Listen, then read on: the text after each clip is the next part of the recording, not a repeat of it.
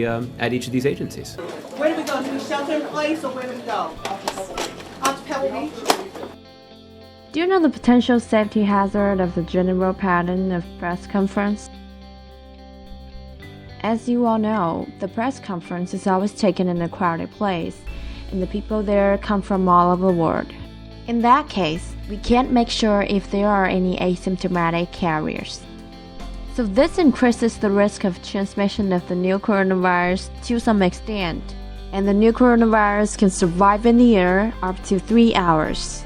It's very dangerous for both reporters and speaking representatives. So how to lower the risk of spread? Wear a mask all the way when you're outside. Carry hand sanitizers and alcohol spray with you. Maintain indoor ventilation. Keep at least 1 meter of social distance between two people. Wear eye protector. To choose the site as large as possible, as well as good ventilation windows and in the vents. Require the gas to take its temperature. All the points above can only play a protective role.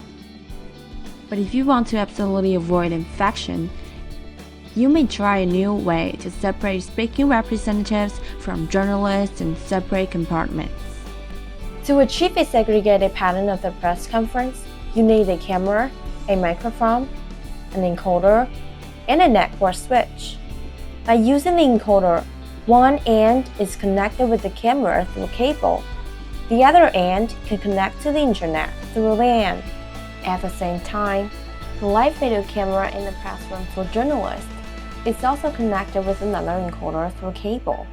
And the other end of the encoder is connected to a network switch through LAN, which can transmit the sounds and the scenes to the press room for the speaking representatives, so that the journalists can have real-time interaction with spokesmen just through the internet.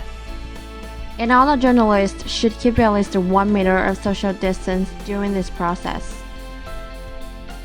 In this way, not only the on-site person cannot be infected, but can the press conference go on wheels?